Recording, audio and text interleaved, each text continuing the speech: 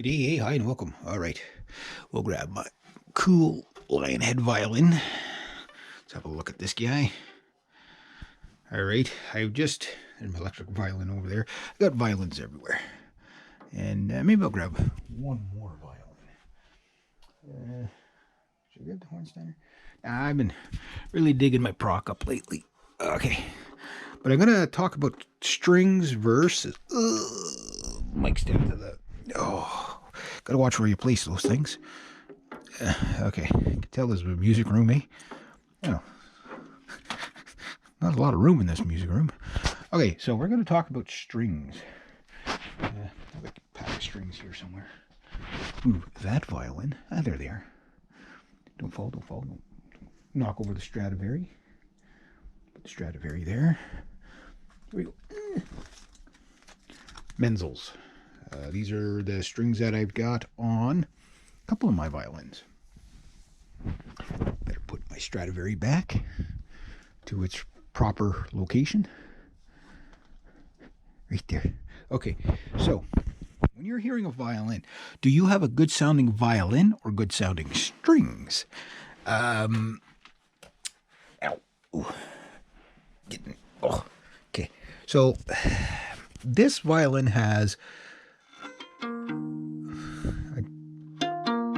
Can't quite tune it up to pitch because the E's start to let go because those antique tuners don't quite hold it in tune. But this violin, when I bought it, it had God knows what it had on it, and I swapped them out for Larson Virtuosos, which have orange and a blue, which is kind of cool.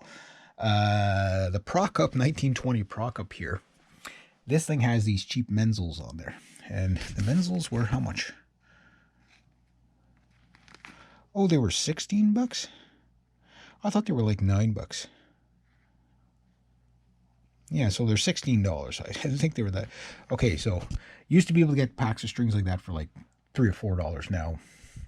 You know, they're a lot more expensive. So I'm watching this, like people playing violins and stuff like that. I just recorded something with my electric violin today called Return to Gallia. And don't know how good it's going to be, but I figure I should start putting some time on my violins again because I haven't been playing a lot. So I really, really suck worse than normal right now because I haven't really been paying attention to my guitar or to my violins for the past year and a half because of a bunch of guitar stuff. So I just finished today recording 10 songs for my first Triple Hammer album, which is going to be a series of 3 albums. And the first album, we'll get back to the violins in a second because we're going to be talking a lot about strings. First album is recorded on this mighty 7-string guitar. How did that go out of tune? And then the second one's going to be on the Mark Holcomb 6-string, so 7-string. Then I go to the second album, be on this and drop C on the 6-string, and then the third album will be the mighty beast of a guitar, LTD 8-string, right? So each one of these has different strings on it, stuff like that. And what I noticed with guitars years ago was strings make a difference, a huge difference. But acoustic instruments, like acoustic guitars, particularly, strings really make a difference. The gauge makes a difference, and so does the string. But with violins, it's night and day. And you don't realize it. So some people think they need to upgrade their violins because they found one that sounded better. But the question I'm going to propose here is, does the violin sound better? Or does it just that violin has better strings on it? So if you were to take, for example, my Stradivari sitting over there in its proper place, that one has God knows what's on. Oh, I know what's on though. Those were the cheap strings that came on this. And this got Honda Preludes on it. Sorry, Dario Preludes. I always want to say Honda Preludes. Dario Preludes on it, which are just as cheap as the Menzels. Right? So they're a very bright, harsh sounding string. They're very tuning wise, they're very reliable. They're very, like they're not very sensitive in that sense. So like you tune them up, they stay there. This Hornsteiner violin has the Menzels on it as well. So I got Menzels there. Menzels, and the Menzels are all black with a purple.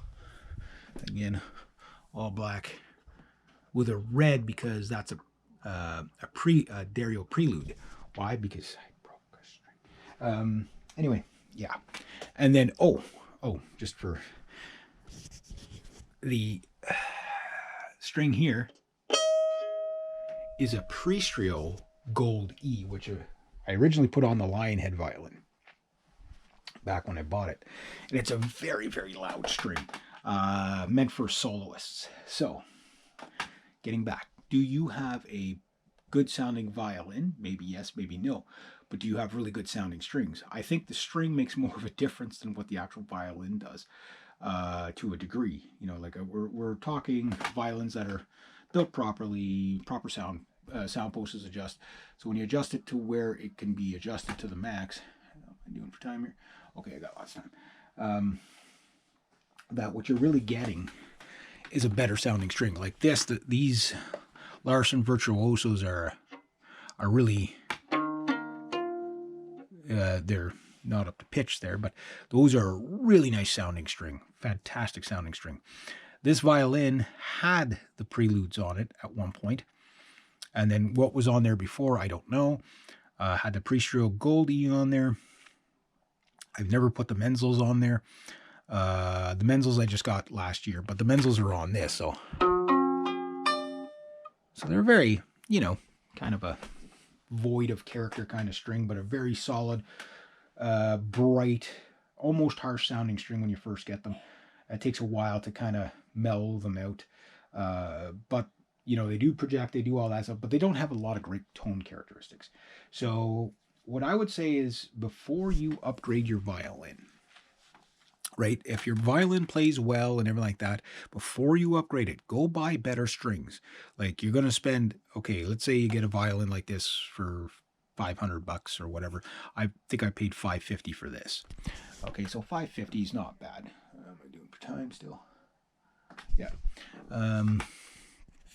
So $550, and then you get really good strings on it. Suddenly, this violin sounds as good as a $2,000 or $3,000 violin, strangely enough. And most of the violins I've seen in, like, for example, a place called the Soundpost in Ottawa, they use dominants on there, themastics, dominant themastics or themastic dominants, whichever the brand. I'm pretty sure it's dominants. But anyway, they're on everything, and they're kind of like the one up from like a Menzel or something like that.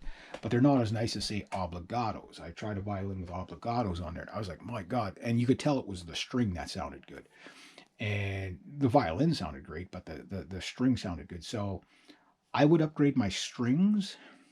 Like these strings, believe it or not, were like $100 and some odd back in 2015.